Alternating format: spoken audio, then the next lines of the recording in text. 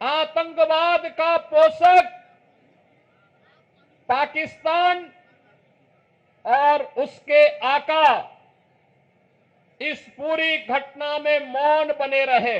दुनिया को संदेश भी दिया कि हम छेड़ेंगे नहीं, लेकिन कोई छेड़ेगा तो फिर उसको छोड़ेंगे भी नहीं। जब 140 करोड़ का भारतवासी एकजुट होकर के लगेगा, तो याद करना, दुनिया की कोई ताकत फिर भारत की ताकत के सामने टिक नहीं पाएगी। पाकिस्तान ने इन 75 वर्षों में दुनिया के सामने केवल आतंकवाद के बीज बोए हैं।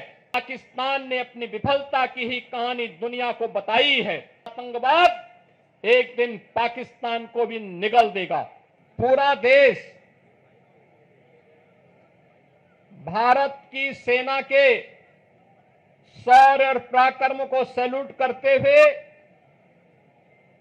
अपने बहादुर जवानों का अभिनंदन करने के लिए उतावला दिखाई दे रहा है। ऑपरेशन सिंदूर की सफलता के लिए हम सब प्रदेशवासियों की ओर से देश के यशस्वी प्रधानमंत्री जी का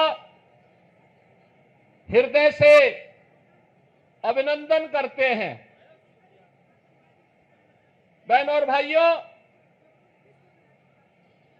22 अप्रैल जम्मू कश्मीर के पहलगांव में पर्यटकों के साथ जिस प्रकार की बीभत्स और बर्बर घटना को पाकिस्तान परस्त आतंकवादियों ने अंजाम दिया था, पूरा देश और पूरी दुनिया ने उसकी निंदा की थी। आतंकवाद का पोषक पाकिस्तान और उसके आका इस पूरी घटना में मौन बने रहे। स्वाभाविक रूप से भारत के आन मान शान की रक्षा करने के लिए प्रतिबद्ध हमारी सरकार ने जब ये सारे के सारे प्रमाण देने के बाद भी पाकिस्तान अपनी हरकतों से बाज नहीं आया, तो अंततः ऑपरेशन सिंदूर का एक अभियान चलाया गया और आपने देखा होगा कि पहले दिन ही 100 से अधिक आतंकियों को और उनके परिवार से जुड़े हुए उन लोगों को जो प्रत्यक्ष रूप से इस पूरे आतंकी घटनाक्रम पर आतंकवाद के विष बेल को पालने पोषने में योगदान दे रहे थे, उनको जिस तरीके से उनके बीभत्स कृत्य की सजा दी गई, ये पूरे देश ने भी और पूरी दुनिया ने देखा है और भारत की सेना के बहादुर जवानों के पराक्रम और शौर्य का लोहा भी माना है। पाकिस्तान के द्वारा की गई हिमाकत को जिस मजबूती के साथ भारत के बहादुर जवानों ने, चाहे वह वायुसेना रही हो, थल सेना रही हो या नौसेना रही हो, इन सभी जवानों ने जिस मजबूती के साथ उसका जवाब दिया, दुनिया को संदेश भी दिया कि हम छेड़ेंगे नहीं, लेकिन कोई छेड़ेगा तो फिर उसको छोड़ेंगे भी नहीं।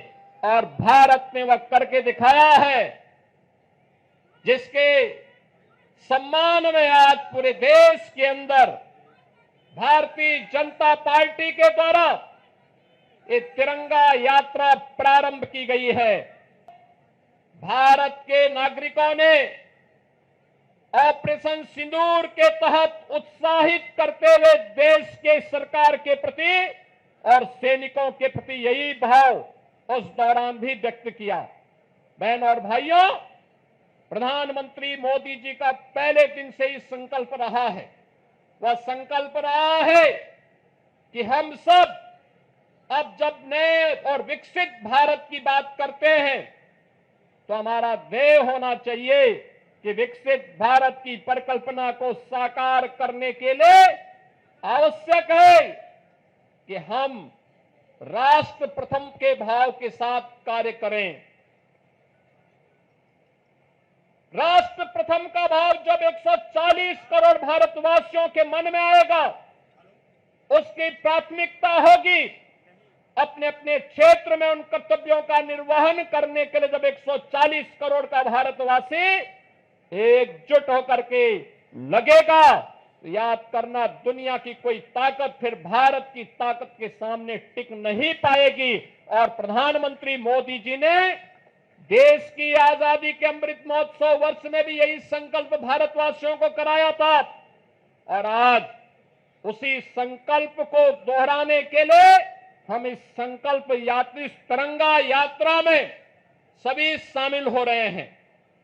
याद करना, जब चुनौती हो, जब किसी प्रकार का कोई ऐसे नौबत आए जो राष्ट्रीय संकट के लिए कहीं कोई स्पेस दे रहा हो, उस समय हमारा धैर्य और हमारी एकता हमारी सबसे बड़ी पूंजी होती है।